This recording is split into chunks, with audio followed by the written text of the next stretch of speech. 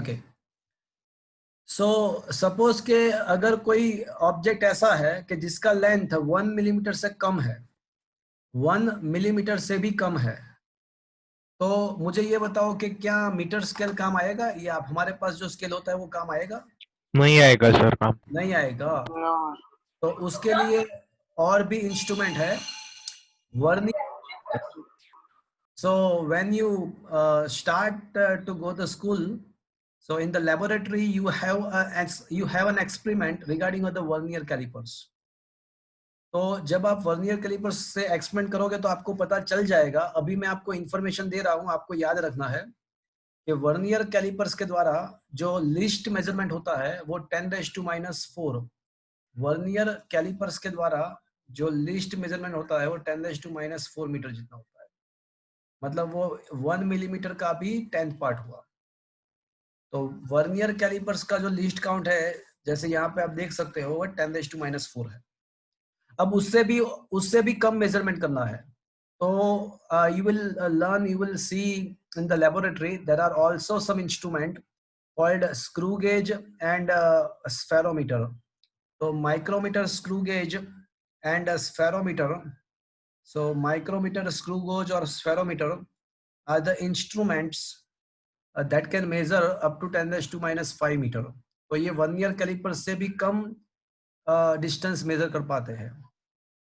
But suppose कि मुझे उससे भी कम डिस्टेंस को मेजर करना है, जैसे आपको पता है कि जो एटम्स होते हैं, मोलिक्यूल्स होते हैं, तो एटम्स मोलिक्यूल्स का जो लेंथ है ना वो तो बहुत ही कम है, that is of the order of angstrom. वो एंगस्ट्रॉम के ऑर्डर का होता है, मतलब 10⁻⁻10 मीटर, 10⁻⁻10 मीटर्स के ऑर्डर का होता है, मतलब बहुत ही कम। सपोज कि आपको पैरामीशियम या अमीबा, मतलब इस टाइप के कुछ स्पीसीज का आपको मेजरमेंट करना है, तो आप क्या करोगे? तो ये स्क्रू गेज, स्फेरोमीटर या मीटर स्केल से इस टाइप के पैरामीशियम जैसे स्पीसीज का आप मेजरमेंट नहीं कर सकते, उसका मतलब साइज कितना है।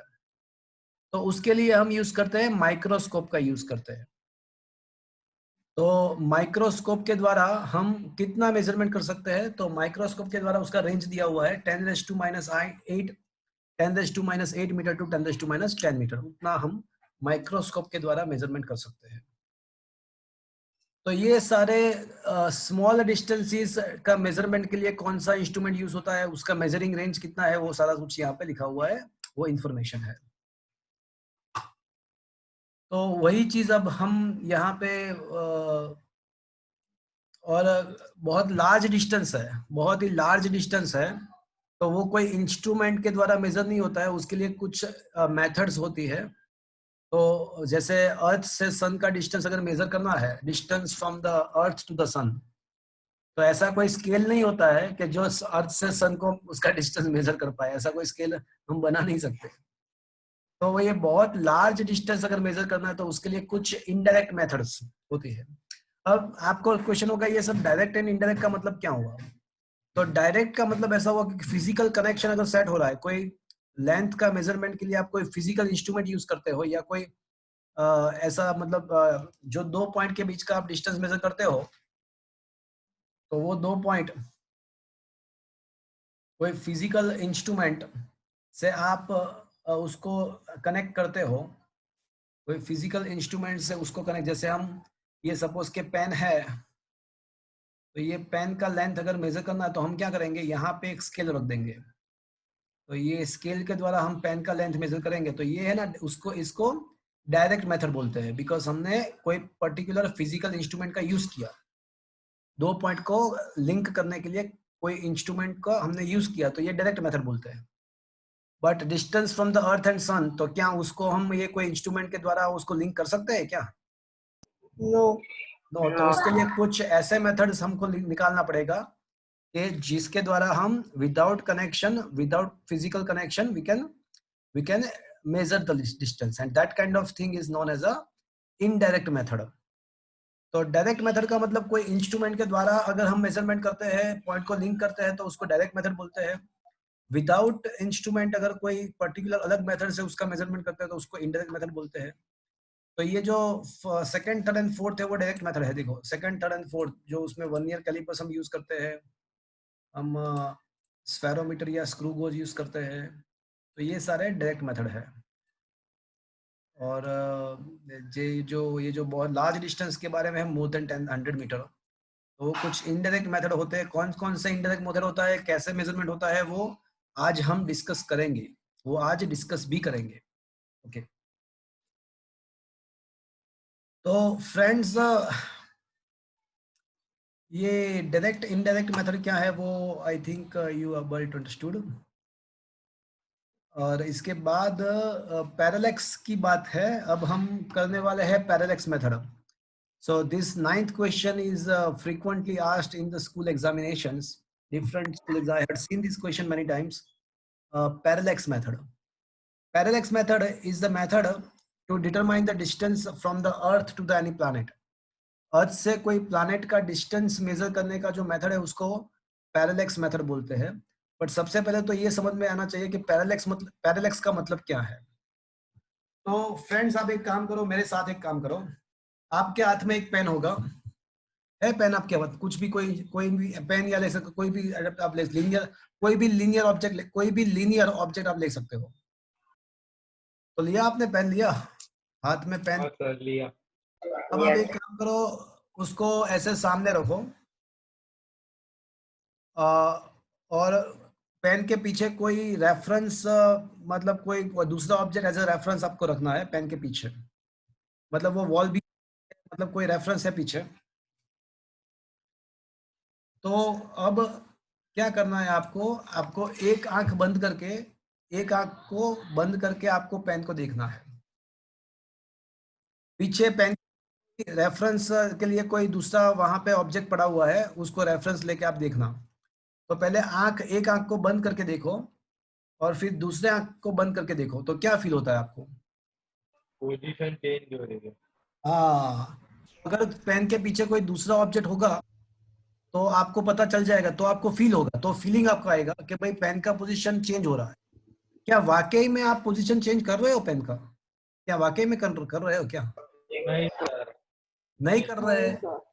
तो भी अगर हम एक्सपेंड करते हैं कि भाई पेन को पहले एक आंख से देखा, फिर दूसरे आंख से देखा, तो the result is surprising. You will get surprised because you are not changing the position of the pen, you are not moving the pen, but still you feel that the position of the chain gets changed. So how is it possible? So this is because of this is because of the limitation of the eyes. This is because of the eyesight, and this is what is known as a parallax. इसको ही parallax बोलते हैं। तो आपको ये जो position different मिलता है, differ हो रहा है, तो that is what is called the parallax. तो देखो ये यहाँ पे क्या है, ये पैरालैक्स क्या फिनोमिनन है, समझ में आया आपको? सर। Yes sir. ओके, सो लिखा है when you hold a pencil in front of you against some specific point, that is point of reference at the back in the on the background। मैंने आपको बताया कि पेन के पीछे कोई एक ऑब्जेक्ट कंसीडर कर लो, कोई वहां पे प्लेस कर दो। and when you look the pencil by first through your left eye, closing the right eye, and then look at the same pencil with the right eye closing the left eye, you will notice that the position of the pen or pencil seems to be changed with respect to the that reference object, may be a wall, and this is what is known as a parallax। तो यहाँ पे भी हम ऐसा ही करने वाले हैं। Parallax method में भी हम कुछ ऐसा ही करेंगे। हम है ना, कोई प्लैनेट का ऑब्जर्वेशन, अर्थ के दो अलग अलग पॉइंट ऑफ ऑब्जर्वेटरी से, अर्थ के दो अलग अलग पॉइंट से हम कोई प्लैनेट को ऑब्जर्व करने वाले हैं। तो फ्रेंड्स, पैरेलैक्स तो एक मीनिंग है, वो क्वेश्चन पूछने के लिए नहीं है, वो क्वेश्चन आपके अंडरस्टैंडिंग के लिए है। बट अभी जो क्वेश्चन है कि discuss the parallax method to find the distance from the earth to the any planet. तो अर्थ से कोई प्लैनेट का डिस्टेंस मेजर करने का ये मेथड है। ये क्वेश्चन बहुत बार एग्जामिनेशंस के अंदर पूछते हैं। तो अभी मैं आपको ये क्वेश्चन एक्सप्लेन करने वाला हूँ।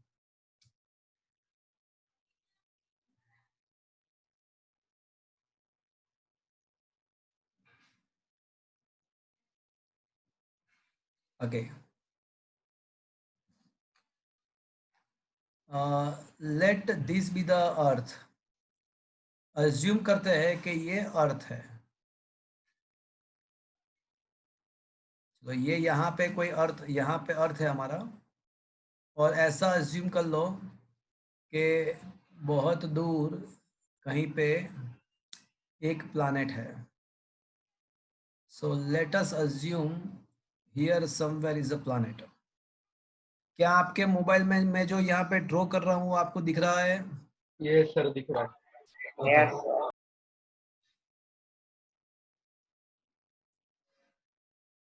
सो आपको क्या करना है कि पैरेलैक्स मेथड के अंदर अर्थ के दो डायमेट्रिकल अपोजिट पॉइंट को आपको अज्यूम करना है, कंसीडर करना है। Say A and B, A for America, B for Bharat. So A for America, B for Bharat. और आपको वहां से क्या करना है, वहां से आपको ये प्लैनेट का ऑब्जर्वेशन करना है। मतलब एक बार आपको ये प्लैनेट का ऑब्जर्वेशन अमेरिका से करना है और दूसरी बार आपको उसके अपोजिट डायमेट्रिकल जो पॉइंट है वहां से, मतलब अज्यूम करो कि भारत है तो भारत, अमेरिका में वैसे नासा है, तो इंडिया में क्या है? इसरो। इसरो। सो एक बार हमने नासा से ऑब्जर्वेशन किया और बाय द टेलीस्कोप, एंड दूसरी बार हमने इसरो से किया। So this is what is called the line of observatory. तो ये किस टाइप का हुआ? ये हमने ऐसा हुआ कि पहले एक आई साइड से ऑब्जर्वेशन किया, फिर दूसरे आई साइड से ऑब्जर्वेशन किया, इस टाइप का हुआ। And that is why this method is known as a Parallax method. This method. Parallax method. Okay. तो अब क्या होता है एक्चुअली कि मॉडर्न टेलीस्कोप जो होते हैं इंडिया के पास, नासा के पास, इसरो के पास, तो उसके अंदर कुछ ऐसा ऐसा कुछ टेक्नोलॉजी होता है कि जब वो लोग मतलब ये साइंटिस्ट लोग, नासा वाले एंड इंडिया वाले साइंटिस्ट लोग जब इंटरेक्शन करेंगे, एक दूसरे के साथ बातचीत करेंगे, तो उन लोगों को ये पता चल जाएगा कि भाई ये एंगल कितना है। मतलब उसके टेलीस्कोप का जो डायरेक्शन होता है दोनों प्लेस से, तो डायरेक्शन के ऊपर से वो लोग ये पता कर सकते हैं, दोनों के साथ बातचीत करके, इंटरेक्शन करके, दोनों के डेटा मिला के वो ये एंगल कितना है वो फाइंड कर सकते हैं। मॉडर्न टेलीस्कोप के अंदर ऐसा सिस्टम अटैच्ड होता है, तो ये पॉसिबल होता है। तो मतलब ये एक्सपेरिमेंट के द्वारा हमको क्या मिल जाएगा? हमको ये एंगल मिल जाएगा। दो लाइन ऑफ ऑब्जर्वेटरी से ये एंगल एक्सपेरिमेंट के द्वारा मिल जाएगा। ये जो एंगल है ना, उसको पैरेलैक्स एंगल बोलते हैं, इसको पैरेलैक्स एंगल बोलते हैं। तो ये एंगल हमें मिल जाएगा बाय दिस एक्सपेरिमेंट। अब सोचो फ्रेंड्स, ये जो है ना, ये कोई मुझे बताएगा ए टू बी डिस्टेंस क्या है? ये ए टू बी डिस्टेंस क्या है, कोई बताएगा मुझे?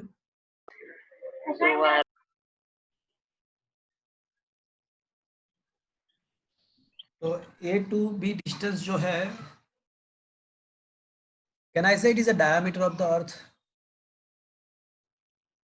Yes, sir. Yes. Yes. क्या sir. मैं ऐसा कह सकता हूँ कि ये जो डिस्टेंस है वो डायमीटर ऑफ द अर्थ है? अब अर्थ का रेडियस आपको शायद पता होगा, ना पता तो मैं बता दूं कि अर्थ का जो रेडियस है ना वो 6400 किलोमीटर होता है अप्रोक्सीमेटली। अर्थ का रेडियस इतना होता है, तो क्या हम इसके डायमीटर फाइंड कर सकते हैं?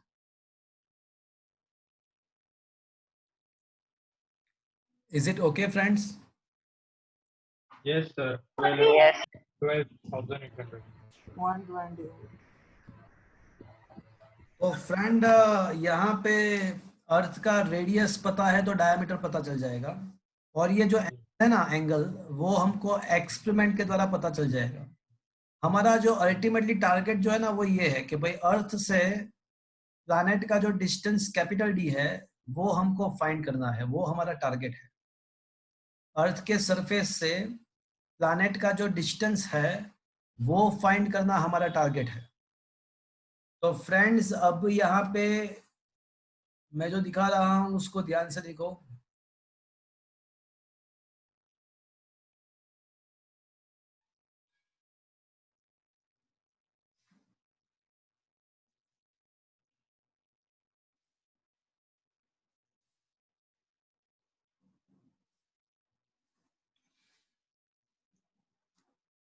क्या आप ये समझ पा रहे हो मैं क्या ड्रॉ करने की ट्राई कर रहा हूँ? हाँ सर। ओके, मैं बता।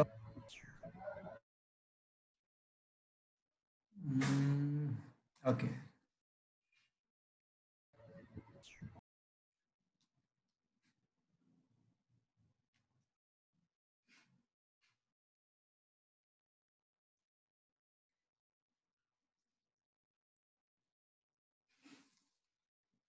देखो अब यहाँ पे कॉम्पास रखा हुआ है, यहाँ पे कॉम्पास रखा हुआ है, ऐसा सोच लो। तो आपको पता है कि एंगल इज इक्वल्स टू क्या होता है?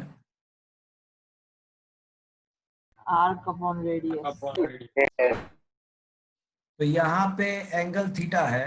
कोई मुझे बताएगा आर्क कितना है इसके लिए? देखो, look at this particular situation.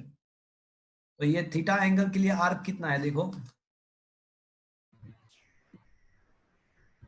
Can I say arc is arc is equals to arc A B है क्या? ऐसा मैं कह सकता हूँ। हाँ सर।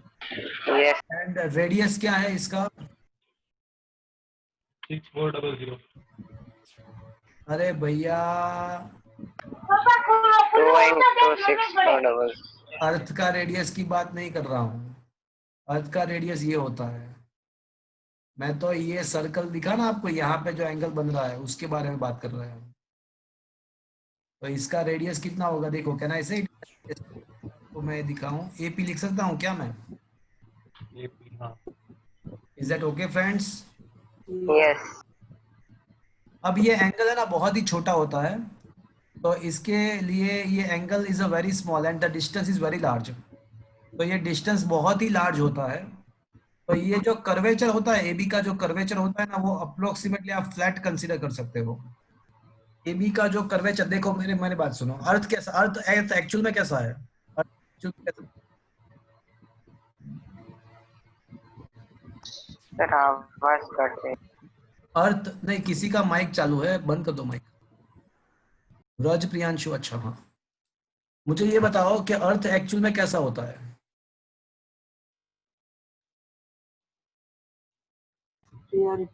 हाँ, वो स्फेरिकल होता है, बट आपको कैसा फील होता है? आपको उसका सरफेस कैसा फील होता है? फ्लैट। हाँ, वो फ्लैटन फील होता है। क्यों? बिकॉज अर्थ का रेडियस बहुत ही ज्यादा होता है, 6400 किलोमीटर्स। मतलब मैं वही बात करने की ट्राई कर रहा हूँ कि जब ये रेडियस बहुत ही लार्ज होता है ना, तो वो जो कर्व्ड सरफेस जो होती है वो हमको फ्लैटन दिखता है। तो मैं वही बता रहा हूँ कि ये जो पी से ए का डिस्टेंस, ये एपी जो डिस्टेंस है वो बहुत ही लार्ज है। ये एपी डिस्टेंस बहुत ही लार्ज है, बीपी भी बहुत ही लार्ज है। तो बिकॉज ऑफ दैट ये जो कर्व्ड एबी है, वो कर्व के बदले वो जस्ट सेगमेंट एबी जितना ऐसा हो जाएगा, फ्लैट एबी जैसा हो जाएगा अपॉन एपी। तो फ्रेंड्स, ये थीटा इज इक्वल्स टू, अब तो ये तो पता है कि एबी का वैल्यू तो डी जितना है, diameter of the earth, and AP का वैल्यू कैपिटल डी है। तो capital D is equals to D by theta. तो friends, look at this formula. तो ये जो फॉर्मूला है, वहां पे capital D is equals to small D upon theta. अब स्मॉल डी क्या आपको पता है? क्या स्मॉल डी आपको पता है? तो या we know it is a 6400 into multiplied by 2। क्या थीटा आपको पता है? या थीटा हमको ये एक्सपेरिमेंट के द्वारा, हमको मतलब ये साइंटिस्ट लोगों को ये एक्सपेरिमेंट के द्वारा मिल जाएगा। मतलब एक बार थीटा मिल गया तो just apply this formula D by theta, just apply this formula, you will get the answer for the capital D। and capital D है क्या फ्रेंड्स? अरे बोल भी दो कैपिटल। Distance. तो distance between the earth surface to the planet, and that is what is our target. तो क्या अब आपको ये पता चला कि ये कैसे काम करता है ये मेथड? Yes. तो आपको इस मेथड में क्या करना क्या होता है? आपको जस्ट अर्थ के दो अलग अलग प्लेसेस पे, अर्थ के डायमेट्रिकल अपोजिट पोजीशन पे से आपको प्लैनेट का ऑब्जर्वेशन करना होता है। तो वो ऑब्जर्वेशन करने के द्वारा आपको एंगल मिल जाएगा। टेलीस्कोप में ऐसा सिचुएशन अरेंज किया होता है कि ये आप फाइंड कर सकते हो। तो ये एंगल एक्सपेरिमेंट के द्वारा मिल गया। तो अब जस्ट आपको करना क्या है, तो ये angle is equals to arc upon radius. Arc मतलब यहाँ पे डायमीटर, आर्क मतलब यहाँ पे डायमीटर एंड रेडियस माने डिस्टेंस। तो अभी आपको ये फॉर्मूला याद रखना है, आर्क अपॉन रेडियस। तो आर्क अपॉन रेडियस, तो यहाँ पे आर्क हो जाएगा diameter of the earth and radius माने डिस्टेंस हो जाएगा।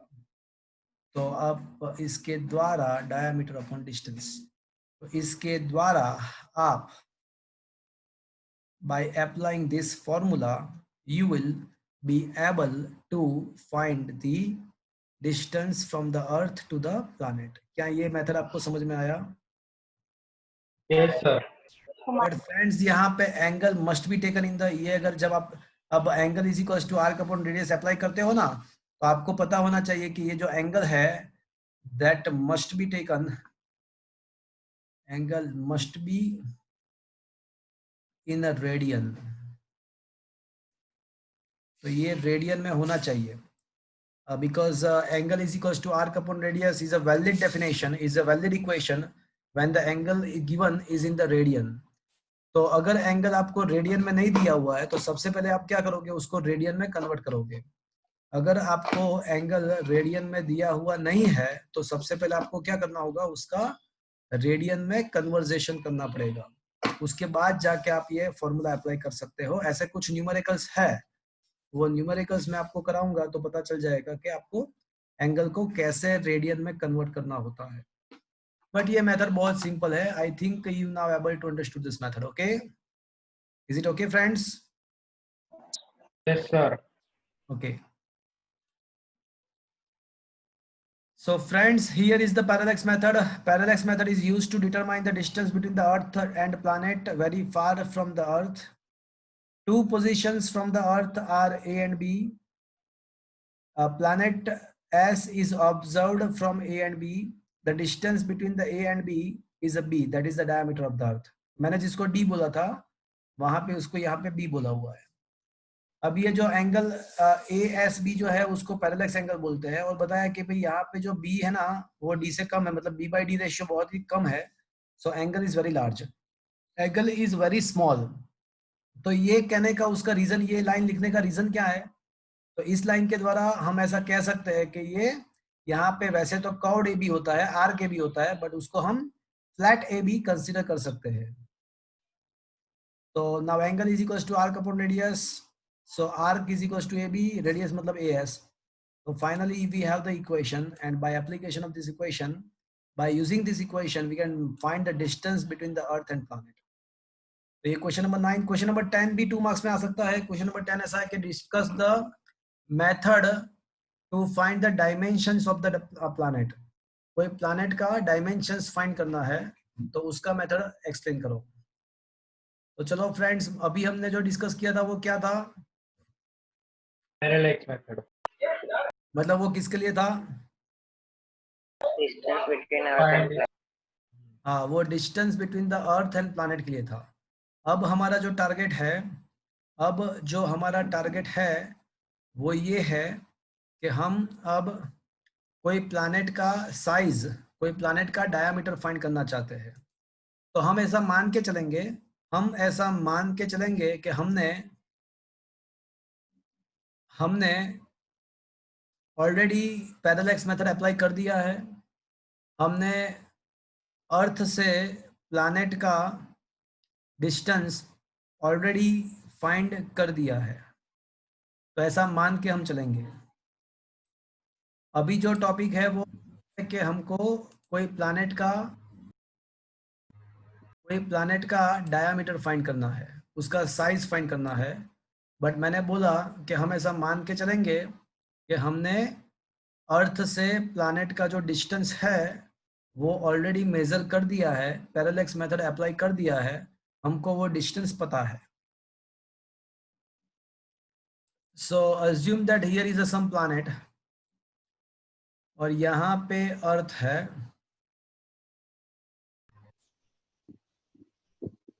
Okay, let's assume that here is the earth.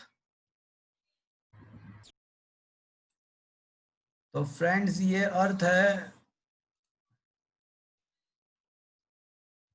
तो अज्यूम करते हैं कि यहाँ पे अर्थ है और अर्थ के कोई पॉइंट से assuming that here is some point. तो यहाँ पे कोई पॉइंट है अर्थ का.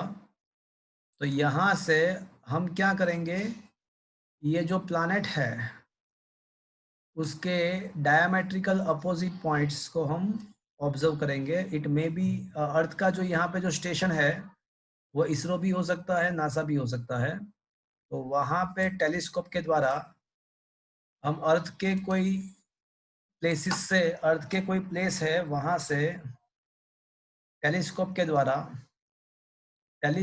द्वारा हम ये प्लैनेट्स के जो डायमेट्रिकल अपोजिट पॉइंट्स है, late assume A and B and this is assumed to be a O. तो हम अर्थ पे से, this is the earth, this is the planet. तो अर्थ के कोई प्लेस से, may be ISRO, may be NASA, bye the help of the telescope हम क्या करेंगे, हम प्लैनेट के डायमेट्रिकल अपोजिट पॉइंट को ऑब्जर्व करेंगे. Late assume this distance is a small d and this is the capital D. और ये जो डिस्टेंस है उसको हम कैपिटल D अज्यूम करेंगे. और यहाँ पे जो एंगल बनता है उसको हम अल्फा बोलेंगे. तो अल्फा क्या है, तो अल्फा को हम एंगुलर डायमीटर कह सकते हैं.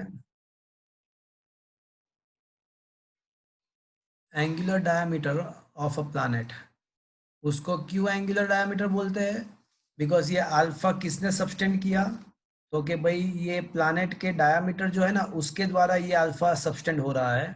And that is why, so this angle is subtended by the diameter of the planet on the earth and that is why it is known as a angular diameter of the planet.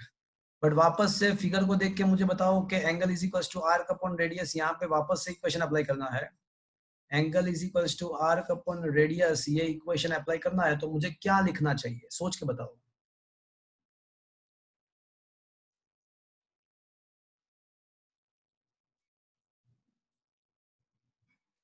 बोलो, कोई बोलेगा.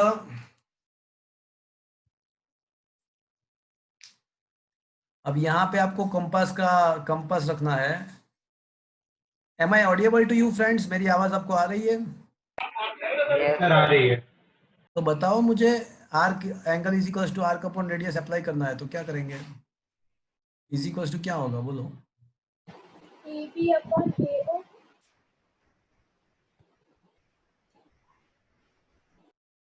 बोलो क्या होगा.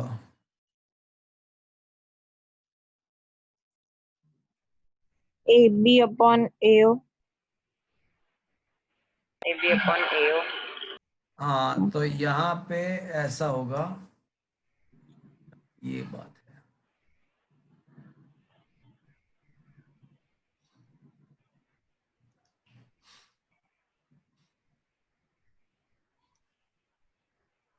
क्या बात समझ में आया आपको? Yes sir. Yes.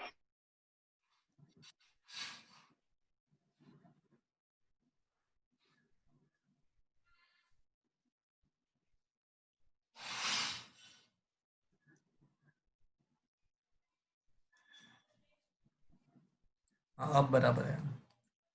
देखो पूरा चीज ऐसे ऐसे मिलेगा. Is that clear to you friends? तो अब यस सर. Yeah. सीधी सी बात है कि यहाँ पे सेंटर है तो आर्क अपॉन रेडियस, तो आर्क जो है वो AB है एंड रेडियस जो है वो OA है. Alpha is equals to small d upon once again capital D, मतलब डायमीटर अपॉन डिस्टेंस. तो ये आपको फॉर्मूला याद रख सकते हो, angle is equals to diameter upon radius upon distance, radius माने डिस्टेंस. तो अब यहाँ पे स्मॉल d को सब जगह इक्वेशन बना दोगे, अल्फा कैपिटल D होगा. Yes, sir. अब अल्फा आपको कैसे मिल जाएगा? You will able to find the alpha by the experiment by the help of the Telescope. Telescope, ये आपको मिल जाएगा। अब ये डी कहाँ से मिला हमको?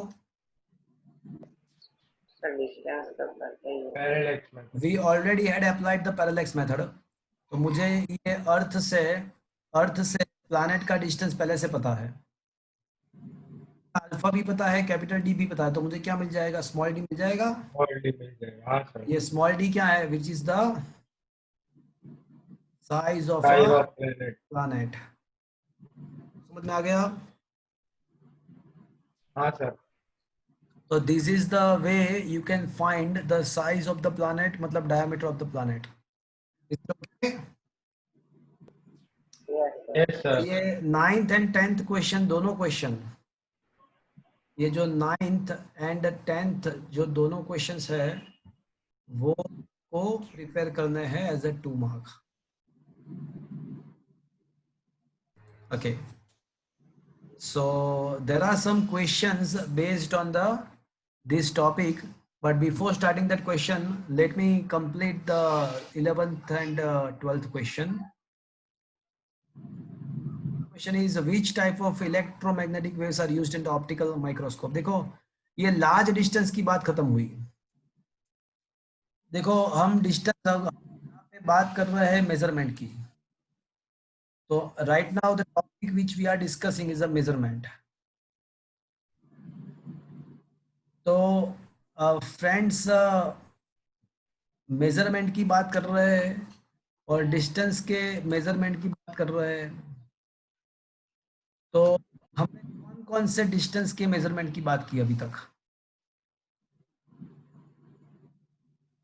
तो जो मॉडरेट डिस्टेंस होते हैं जो प्रैक्टिकल लाइफ में हम यूज करते हैं, तो वो स्केल के द्वारा मेजर कर सकते हैं। उससे कम डिस्टेंस वर्नियर कैलिपर्स, उससे भी डिस्टेंस जो है वो स्क्रू गेज के द्वारा या स्फेरोमीटर के द्वारा मेजरमेंट कर सकते हैं। उससे भी कम डिस्टेंस हो, बहुत ही कम हो, तो उसको हम माइक्रोस्कोप के द्वारा मेजर कर सकते हैं। तो अब ये माइक्रोस्कोप कौन से डिस्टेंस मेजर करेगा? तो देखो यहाँ पे क्या है कि to measure a very small distance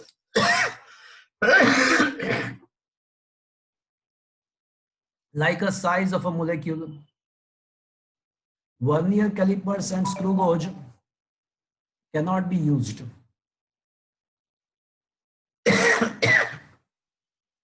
Optical microscope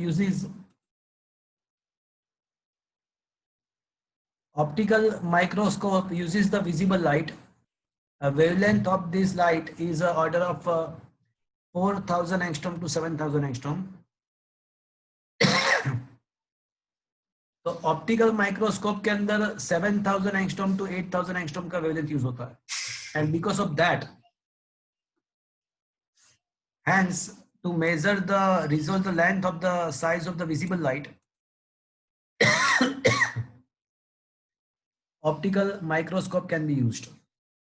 तो ऑप्टिकल माइक्रोस्कोप के अंदर विजिबल लाइट का यूज होता है। आप शायद 8, 9, 10 स्टैंडर्ड में पढ़ चुके होंगे कि विजिबल रीजन का जो लेंथ, विजिबल का जो रेंज है वो 4000 टू 8000 शायद पढ़े होंगे आप, कभी कभी 7000 भी ले सकते हैं। तो इतना डिस्टेंस मतलब 4 इंटू 10⁻³ एंड एंगस्ट्रॉम का होता है 10⁻⁻10। तो इसका क्या हो जाएगा? इसका हो जाएगा 4 इंटू 10⁻⁻7 मीटर। तो इसका मतलब ऐसा हुआ कि 10⁻⁻7 मीटर का अगर मेजरमेंट करना है, 10⁻⁻7 मीटर का अगर मेजरमेंट करना है तो ये ऑप्टिकल माइक्रोस्कोप काम का है। बट जो एटम्स होते हैं, मोलिक्यूल्स होते हैं, उसका साइज तो इससे भी कम है, 10⁻10 के ऑर्डर का होता है। तो इसका मीनिंग ऐसा हुआ कि भाई 10⁻10 का तो मेजरमेंट हम इसके द्वारा नहीं कर सकते हैं। ये ऑप्टिकल माइक्रोस्कोप का लिमिटेशन कहाँ पे आ जाएगा? 10⁻7 पे आ जाएगा। तो 10⁻7 पे उसका खत्म हो गया। तो अब क्या करें? अब उससे भी कम डिस्टेंस मेजर करना है तो क्या कर सकते हैं? तो उसके लिए इलेक्ट्रॉन माइक्रोस्कोप का यूज कर सकते हैं।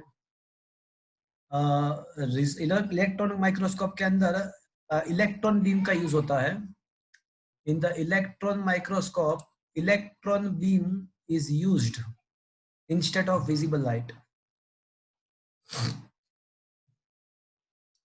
अब इलेक्ट्रॉन बीम का यूज करने के द्वारा इसका जो रिजोल्यूशन है ना वो 0.6 एंगस्ट्रॉम जितना मिलता है। इसका मतलब ऐसा हुआ कि ऑप्टिकल माइक्रोस्कोप तो काम नहीं आएगा, बट जो इलेक्ट्रॉन माइक्रोस्कोप है उसका जो कैपेसिटी है मेजर करने का, उसका जो कैपेसिटी है वो 0.6 एंगस्ट्रॉम के जितना कम डिस्टेंस वो मेजर कर सकता है। तो इलेक्ट्रॉन माइक्रोस्कोप के द्वारा हम 0.6 एंगस्ट्रॉम जितना डिस्टेंस मेजर कर सकते हैं, बट तो भी प्रॉब्लम ये है कि इलेक्ट्रॉन माइक्रोस्कोप के द्वारा हम एटम्स मॉलिक्यूल को रिजोल्व कर सकते हैं, देख सकते हैं, बट उसका एग्जैक्ट साइज नहीं मिल सकता है। मतलब एग्जैक्ट साइज मेजर करने के लिए इलेक्ट्रॉन माइक्रोस्कोप भी सफिशिएंट नहीं है। तो उसके लिए tunnelling and scaling and tunnelling, I think you have the chapter nano technology in the 10th standard. You had heard about, No, sir. you had No, heard sir. about, yeah, you had heard about the scanning and tunneling microscope. No, sir. No, Okay, okay. So electron microscope क्या कर सकता है कि वो atoms and molecules को resolve कर पाएगा, वो देख पाएगा उसको, but उसका measurement नहीं कर पाएगा। तो उसका मतलब कि उससे भी कुछ resolution वाले, उससे भी ज्यादा resolution वाले हमको उससे भी ज्यादा resolution वाले माइक्रोस्कोप को हमको यूज करना पड़ेगा। तो स्कैनिंग एंड टनलिंग माइक्रोस्कोप जो है, tunnelling microscope is developed to study the nanotechnology. It's resolving power is more than 1 angstrom. It is used to estimate the size of the atom. तो atoms के size को measure करने के लिए ये scanning and tunnelling microscope को use होता है। तो मतलब अगर पूरा सीक्वेंस में देखते हैं, मतलब पूरा सीक्वेंस में एक बार देख लेते हैं फ्रॉम टॉप टू बॉटम। तो हमने स्टार्ट किया था मीटर स्केल से। तो मीटर स्केल ये पूरे मतलब ये पूरा topic as a MCQ SQ पूछेंगे, एज ए एमसीक्यू एसक्यू पूछेंगे ये पूरा टॉपिक। तो मेरी बात ध्यान से सुनना। तो सबसे पहले हमने स्टार्ट किया था मीटर स्केल। तो उसका रेंज कहाँ से कहाँ पे था? 10 raised to minus 3. 10 raised to minus 6, 10 raised to minus या मीटर स्केल 10 raised to 2. था वो 10 raised to minus 3 metre to 10 raised to 2 metre था। उसके बाद हमने बात किया वर्नियर कैलिपर्स। तो उसका जो मेजरिंग लेंथ था मिनिमम 10 raised to minus 4. उसके बाद स्फेरोमीटर 10 raised to minus 5. तो स्फेरोमीटर एंड स्क्रू गेज का 10 raised to minus 5 मीटर। उसके बाद ऑप्टिकल माइक्रोस्कोप आया। तो उसका भी हमने कैलकुलेट किया तो 10 raised to minus 7 कुछ मिल रहा था। तो वो सफिशिएंट नहीं था। उसके बाद कौन आया? उसके बाद इलेक्ट्रॉन आया। तो उसका जो था वो रिजोल्यूशन 0.6 एंगस्ट्रॉम था और वो सफिशिएंट था, बट देखने के लिए we can resolve the atoms and molecules but cannot measure, but can't estimate। वो मेजर करने के लिए काम नहीं आएगा। तो लास्ट में कौन आया फिर? Scanning and tunnelling microscope. तो ये मेजरमेंट करने के लिए काम आ सकता है। Apart from that there is one more method. Apart from that आपको याद रखना है कि monomolecular layer method is also used to determine the size of oleic acid. तो आपको कोई एज ए एसक्यू पूछता है कि भाई ओलिक एसिड का साइज मेजर करने के लिए कौन सा मेथड यूज होता है? तो monomolecular layer method is used to determine the size of folic acid, and it is found to be a 10 raised to minus 9। उसका ओलिक एसिड का जो साइज है मोनोमोलेक्यूल का, तो ओलिक एसिड के जो मोलेक्यूल का जो साइज है वो 10 raised to minus 9 मीटर है।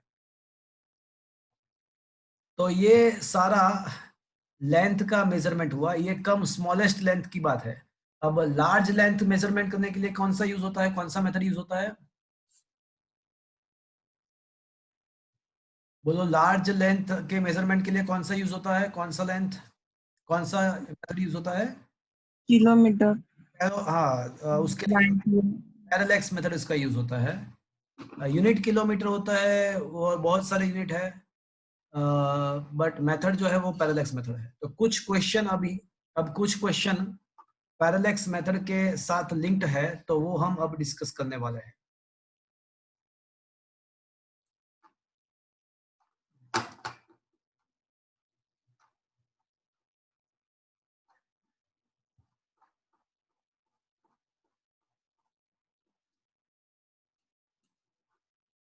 Okay. So friends, come to the illustration number 1. आपके मोबाइल में क्या ये illustration number 1 का क्वेश्चन आपको दिख रहा है? Yes, sir. Yes, sir. Is it visible to you? Yes, sir. Okay. देखो क्या लिखा हुआ है कि calculate the angle 1 degree 1 minute and 1 second. 1 second को आर्क सेकेंड भी बोल सकते हैं। तो आपको ये मेजर करना है in the terms of radian, आपको रेडियन में फाइंड करना है। तो 1 डिग्री को, 1 मिनट को एंड 1 सेकेंड को। तो फ्रेंड्स आपके लिए पूरा नया है, तो मैं आपको बता दूं कि आपको ये पता है कि 180 डिग्री तो कितना रेडियन होता है। Meridian. तो आपको ये पता है कि 180 डिग्री मतलब पाई रेडियन, ये आपको पता है, that is known to you, ये रिलेशन आपको पता है। Apart from that there are 2 more relation. 1 degree माने आर्क मिनट एंड 1 मिनट माने आर्क सेकेंड। इसको बोलते हैं, इसको सेकंड बोलते हैं। तो इसका मतलब ऐसा हुआ कि 1 डिग्री माने 60 seconds and that is also equals to 3600 seconds. Is that clear? 1 degree is 60 minute. Yes, sir. It is equals to 3600 arc second. Is that clear? Yes, sir. Relation आपको अभी याद रखना है। तो अभी यहाँ पे पहले पार्ट ए सॉल्व करेंगे कि 1 डिग्री को हम 1 डिग्री को पहले रेडियन में कन्वर्ट करेंगे। तो फ्रेंड्स हमको पहले से ही पता है कि 180 डिग्री जो होता है तो कितना रेडियन होता है, पाई रेडियन। तो इसका मतलब ऐसा हुआ कि तो फिर 1 degree is equals to how much radian. चलो सोच के, Pi by 180. तो वो तो हमने थ्योरी में भी डिस्कस किया था, pi by 180। Is that clear friends? तो मतलब आपको 3.14 डिवाइड बाई 180 करना है। तो इसका आंसर क्या आ रहा है देखो तो फ्रेंड्स,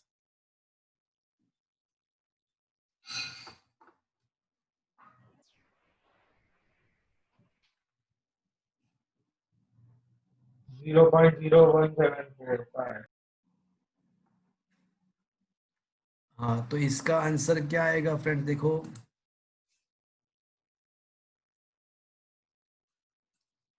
ओके इसका जो आंसर है वो 1.745 10⁻² है। 1.745 10⁻²।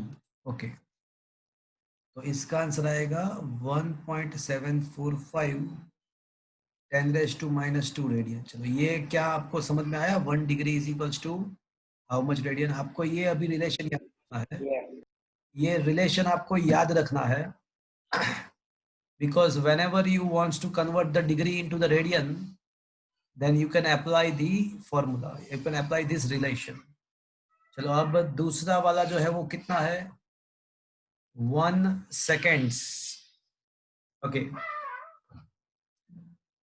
तो 1 मिनट है। तो फ्रेंड्स हमको पता है कि अगर 60 मिनट्स कंबाइंड होता है तो कितना डिग्री होता है? 3600. हाँ 60 मिनट्स कंबाइंड होता है तो 1 डिग्री होता है। 1 degree. ओके 60 मिनट्स मतलब 1 डिग्री। तो 1 minute equals to how many degrees? Can anybody tell मी?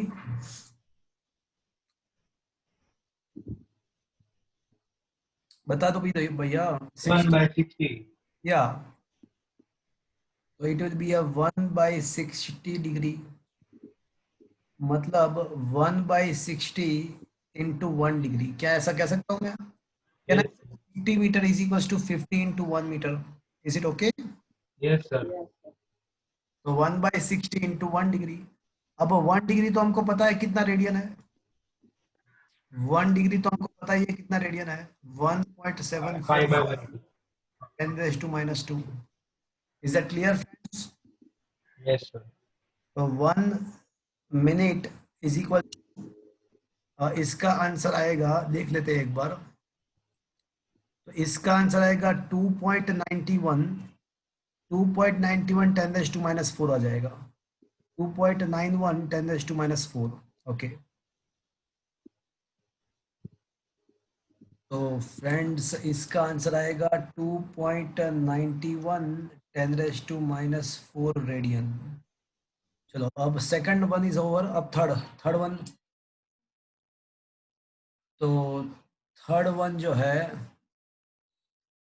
वो 1 सेकेंड्स की बात है. तो 1 second equals to how many radians. तो फ्रेंड्स अभी हमने डिस्कस किया कि 1 minute which is also equals to 60 seconds. 1 minute which is also equals to 60 seconds. तो वो हमने प्रूव किया कि वो कितना रेडियन होता है. 2.91 into 10 raised to minus 4. तो दैट्स इट. मतलब अगर 60 सेकेंड्स अगर 2.91 है तो 1 सेकेंड्स मतलब कितना होगा, कितना radian. 2.91 into 10 raised to 4 divided 1 by second equals to 2.91 into 10 raised to minus 4 divided by 6. divided by 6. क्या ये बात आपको समझ में आया? Yes, sir. अगर इसको सिंप्लीफाई करोगे तो आपको पता चल जाएगा कि इट विल बी अ 1.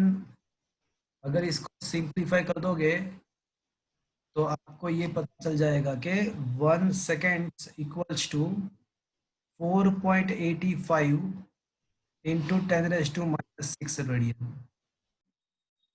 तो ये 1 सेकेंड का जो रिलेशन है वो मतलब ये तीनों रिलेशन, ये रिलेशन ये भी आपको याद रखना है. 1 डिग्री कितना रेडियन होता है, 1 मिनट कितना रेडियन होता है एंड 1 सेकेंड कितना रेडियन होता है. ये सब आपको याद रखना है. ये 3 इक्वेशन आपको याद रखना है, ये values. Is that clear? Because Screenshot भेजना.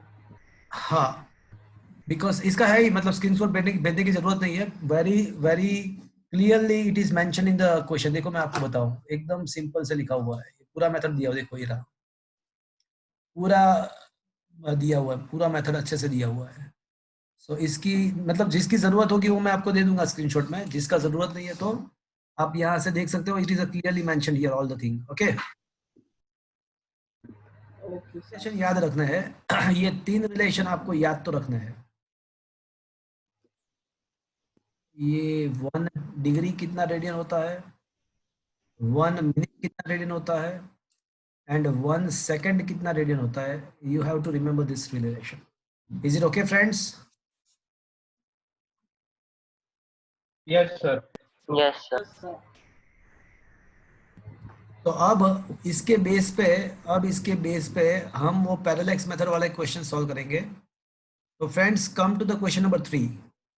देखो क्वेश्चन नंबर 3 का क्वेश्चन ध्यान से आप रीड करो, ध्यान से पढ़ो. तो क्या लिखा है कि a moon is observed from the 2 diametrically opposite point. देखो ये डायमेट्रिकली अपोजिट पॉइंट लिखा तो उसके द्वारा आपको ये तो पता चली गया होगा कि ये कौन से टॉपिक का क्वेश्चन है. Parallax method. हाँ, तो ये तो आपको पता चली गया होगा कि ये पैरेलल मेथड का क्वेश्चन है. The moon is observed from the 2 diametrically opposite points A and B of the earth. The angle theta subtended at the moon by the 2 direction of the observatory. तो ये आपको पता है कि ये angle तो हमको मिल जाएगा, ये एंगल साइंटिस्ट लोगों को मिल जाएगा. तो ये मिला, कितना मिला? तो 1 डिग्री 54 मिनट्स मिला. तो question is that give the diameter of the given that the diameter of the अर्थ का डायमीटर भी दिया हुआ है, इसको बी बोल देते हैं. तो 1.276 into 10 raised to 7 मीटर. चलो ये बी भी दिया हुआ है. And we wants to find the distance from the earth to the moon.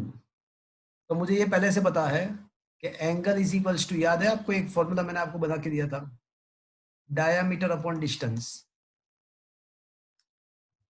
मतलब small D upon capital D. तो अगर कैपिटल डी आपको फाइंड करना है तो स्मॉल डी, चलो यहाँ पे डी बी लिखते हैं ना, डायमीटर को बी बोला हुआ है, तो B upon D, B upon theta.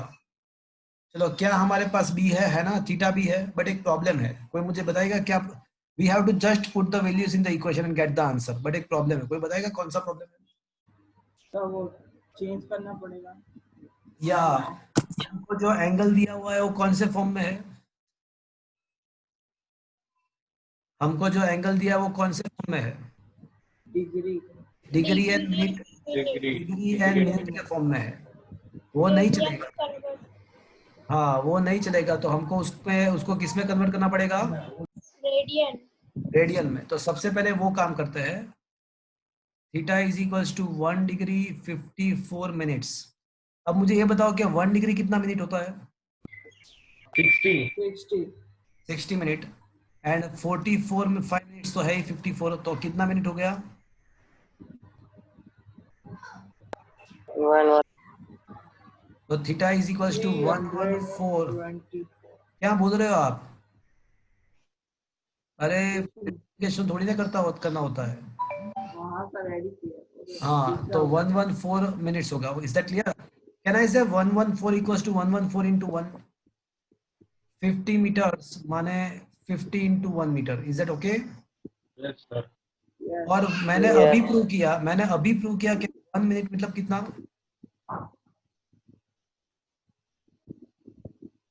मैंने अभी प्रूव किया। 2.9 हाँ 1 2.9 मिनट मतलब 2.91 10⁻⁴ रेडियन।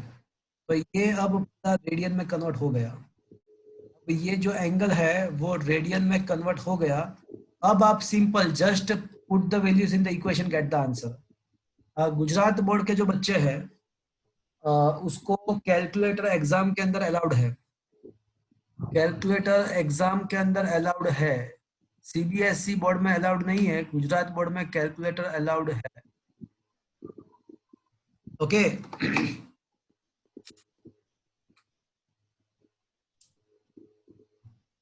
तो फ्रेंड्स ये थीटा मिल गया 114 का मैंने रेडियन में कन्वर्ट कर दिया। अब आपको जस्ट वैल्यू सब्स्टिट्यूट करना है, गेट द आंसर। क्या अभी मुझे इसको करवाने की जरूरत है?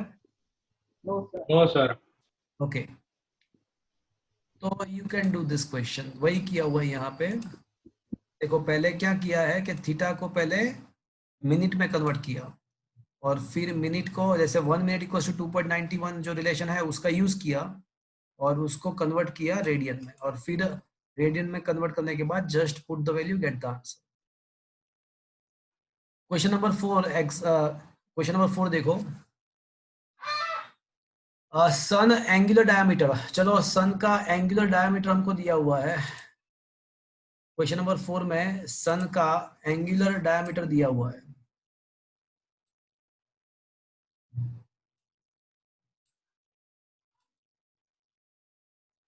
Is measured to be 1920। अब दिया हुआ है कि distance capital D of the sun from the earth is, मतलब कैपिटल डी भी दिया हुआ है, डिस्टेंस भी दिया हुआ है, और मुझे सन का डायमीटर फाइंड करना है।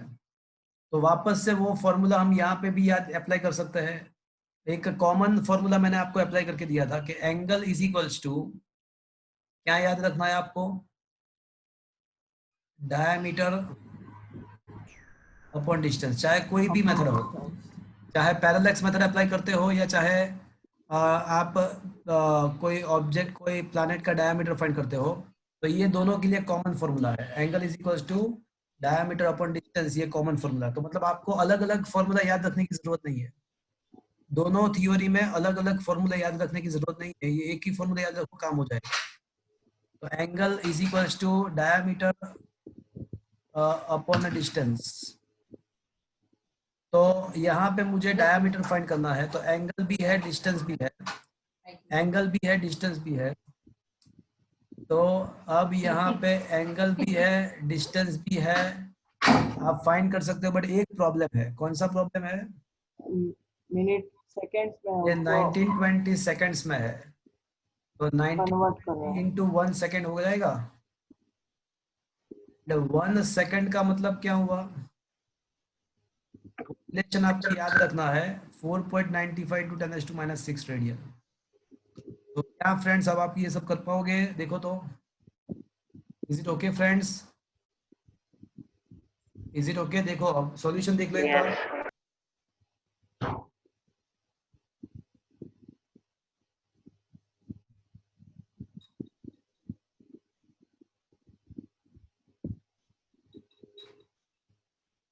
Yes, sir. क्या ये हो पाएगा? हाँ सर। यस सर, हो जाएगा। Okay, Yes, sir. बोलो हाँ, बोलो हाँ।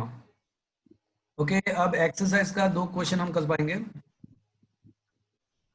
To the question number exercise question number 23। हाँ, ये रहा 20, ये कौन सा कहाँ पे गया?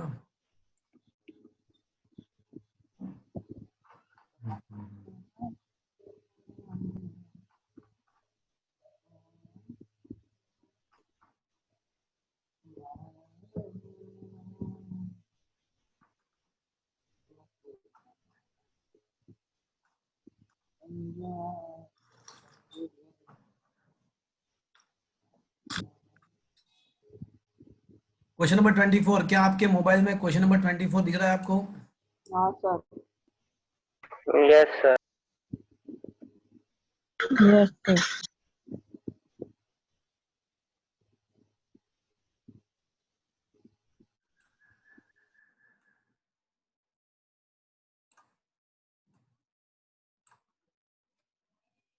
तो क्या ये क्वेश्चन आप कर पाओगे? देखो तो।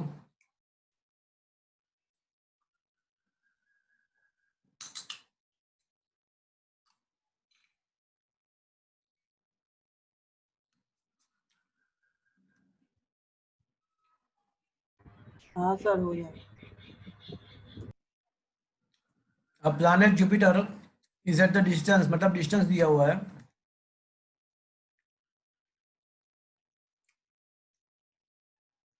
Million kilometre.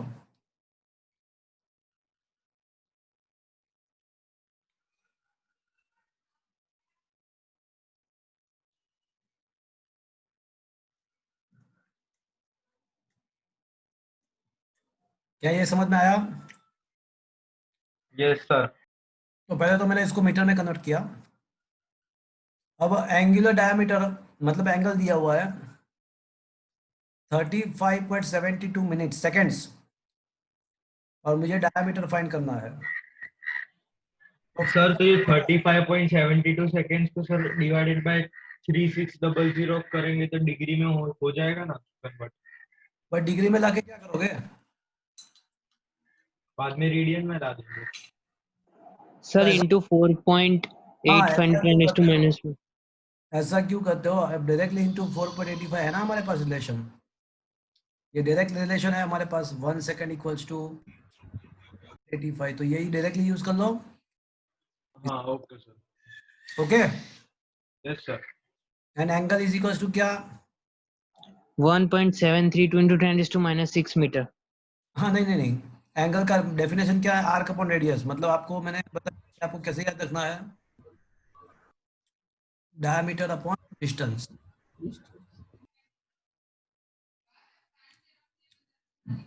तो दैट्स इट। क्या कर सकते हो? Yes, sir. क्या ये क्वेश्चन कर पाओगे? हाँ सर। हाँ सर, हो जाएगा। Is it okay? Yes sir. Yes, sir. तो ये मैं होमवर्क में दे रहा हूँ, आप कर सकते हो, ऐसा क्वेश्चन है। Is it okay? Yes, sir. Yes, sir. Million, million का मतलब 10⁻6 होता है, वो याद रखना। मिलियन का मतलब अगर पता नहीं है तो याद रखना 10⁻6 होता है। Okay Okay, sir. Okay, so there is one more important question, एक और अच्छा क्वेश्चन है। क्या आपको पता है कि सोलर सोलर सोलर एक्लिप्स कब होता है, कैसे होता है, क्या फंडामेंटल है?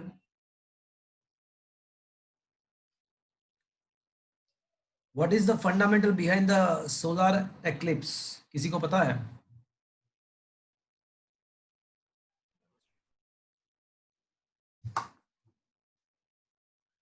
पता नहीं क्या आपको सोलर एक्लिप्स बहुत बार आपने सुना होगा। किसी को पता है what is the fundamental behind the solar eclipse? सूर्य ग्रहण क्या होता है उसमें? ऐसा होगा सर, मतलब उसमें ऐसा होता है कि अर्थ एंड सन के बीच में, अर्थ एंड सन के बीच में मून आ जाता है। Yes. हाँ, अर्थ एंड सन के बीच में मून आ जाता है, इसके वजह से हमको सन दिखाई नहीं दे रहा है, हमको अर्थ से सन दिखाई नहीं पड़ता है, और that is what is called the solar eclipse. तो उसके बेस पे एक क्वेश्चन है, तो ये रहा, देखो ये रहा।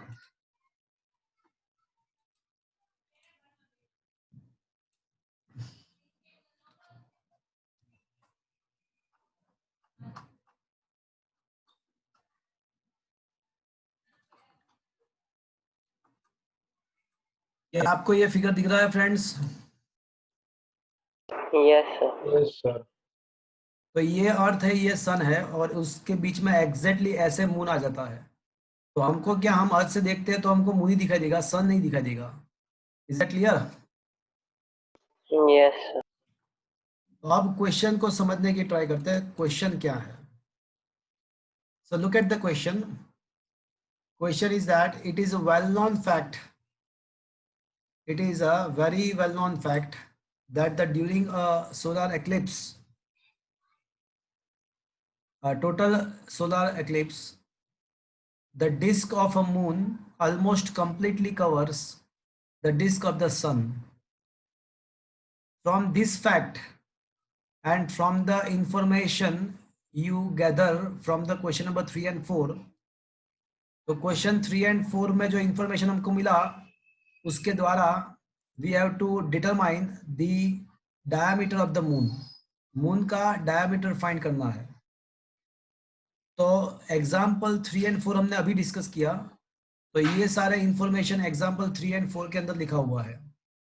तो अगर ये क्वेश्चन आपको एग्जाम में पूछना है, अगर ये क्वेश्चन आपको एग्जाम में पूछना है, तो ऐसा थोड़ी ना पूछेंगे कि from the question number 2 and 3 gather the information from the question number 3 and 4 solve करो। तो ये ऐसा नहीं पूछेंगे, आपको ये देंगे। अगर ये क्वेश्चन पूछना है तो आपको ये सब चीज क्वेश्चन में ही दिया गया होगा, ये सारा आपको क्वेश्चन में ही देंगे। Is it okay friends? Yes sir. अब मुझे Yes, sir. सारा इंफॉर्मेशन, इतना इंफॉर्मेशन हमारे पास है, इतना इंफॉर्मेशन हमारे पास है कि भाई डिस्टेंस मून का अर्थ से मुझे पता है, अर्थ से सन का डिस्टेंस पता है, डायामीटर सन का पता है, और मुझे डायामीटर मून का फाइंड करना है, मून का डायामीटर फाइंड करना है। तो फ्रेंड्स मैं जो बोलता हूं उसको ध्यान से सुनना।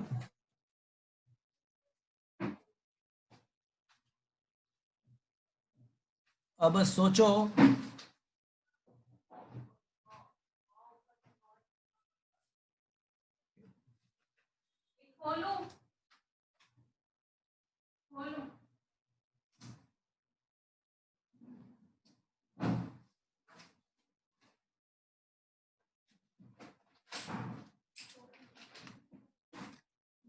क्या आप ये पूरा चीज समझे? एक बार आपको कंपास यहाँ पे रखना है, अर्थ पे कंपास रखना है, और एक बार आपको ऐसा यहाँ पे एक ऐसा सर्कल ड्रॉ करना है, और दूसरी बार कंपास यहाँ पे रख के आपको यहाँ पे ऐसा सर्कल ड्रॉ करना है। तो सपोज के यहाँ पे जो एंगल है वो अज्यूम करो कि थीटा है। तो पहले मुझे बताओ कि थीटा इज इक्वल टू क्या होगा, ये मून के लिए बात करते हैं। तो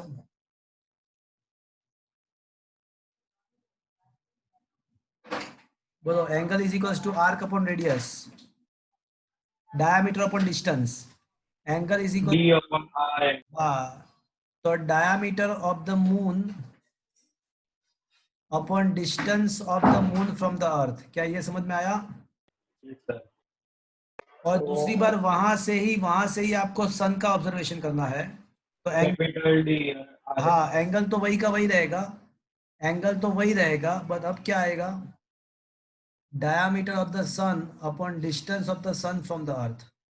अब ये दोनों में एंगल तो वही का वही है, तो क्या मैं इसको कंपेयर कर सकता हूँ राइट साइड को? Yes sir. एंगल तो वही का वही है, तो राइट साइड को कंपेयर कर दो। अब मुझे सन से अर्थ का डिस्टेंस दिया हुआ है, मून से अर्थ का डिस्टेंस दिया हुआ है, डायामीटर ऑफ द सन भी दिया हुआ है, तो क्या आप diameter of the moon find कर सकते हो? Yes sir. Is it understood friends? Yes sir. तो क्या ये question Yes, sir.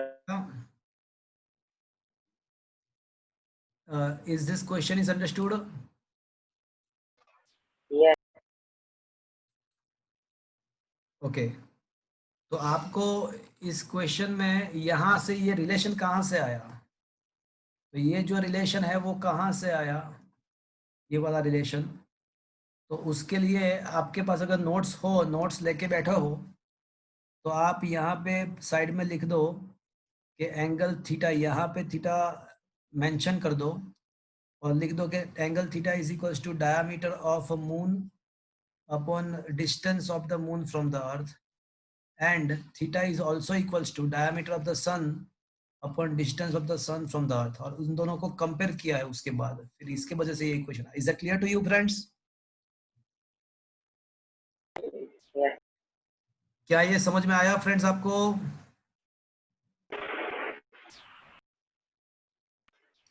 Yes, sir. Yes sir. Okay, तो friends we are discussing the measurement topic, और उसमें हमने लार्ज डिस्टेंस के मेजरमेंट के मेथड्स डिस्कस किए, छोटे डिस्टेंस के मेजरमेंट्स के मेथड भी डिस्कस किए, एंड उसके बेस पे हमने कुछ क्वेश्चंस भी यहाँ पे सॉल्व किए, हमने कुछ न्यूमेरिकल्स भी सॉल्व किए। क्वेश्चन नंबर 15 जो है वो देख लो आप। This are the information, right the range of the length, relation of the various range of length.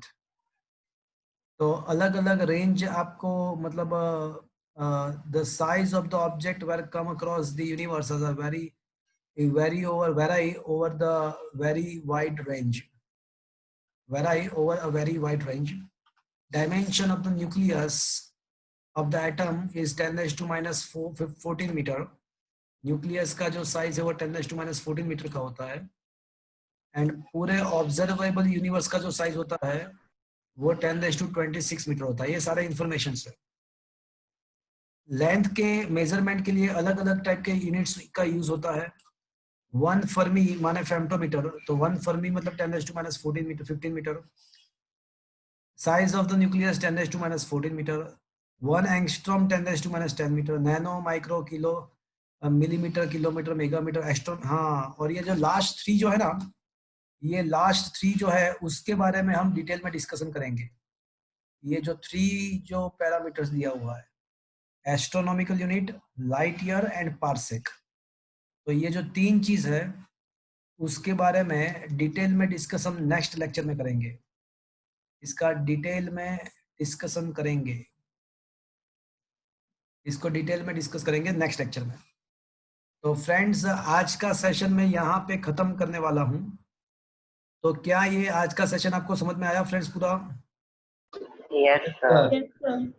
ये astronomical unit, light year and parsec का डिस्कशन हम बाद में नेक्स्ट लेक्चर में करेंगे। तो अब मुझे कुछ टाइमिंग डिसाइड करना है आपके, तो मैं रखने वाला हूँ आपके जो टाइमिंग है ना, वो now and onwards you will be having a timing on the Monday, Wednesday and Friday.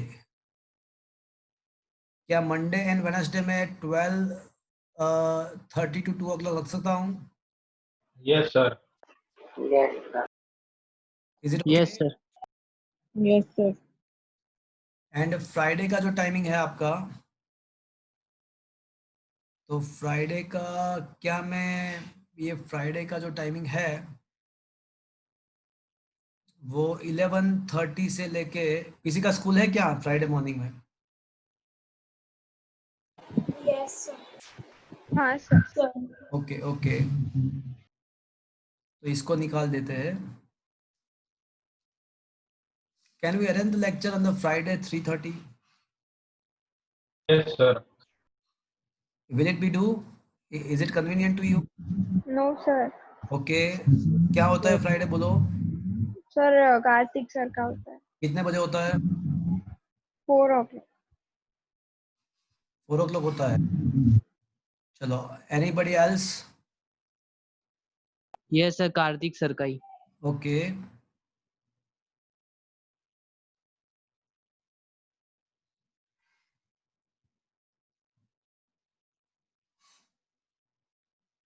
क्या ऐसा रख सकता हूँ मैं?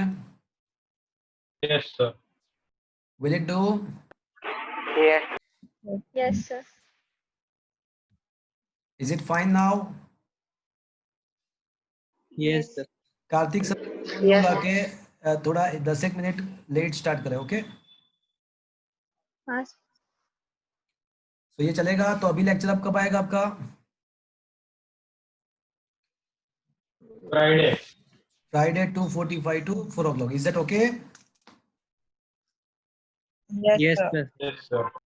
तो आज अभी Yes. तो आज का जो होमवर्क है वो मैं अभी आपको भेज रहा हूँ.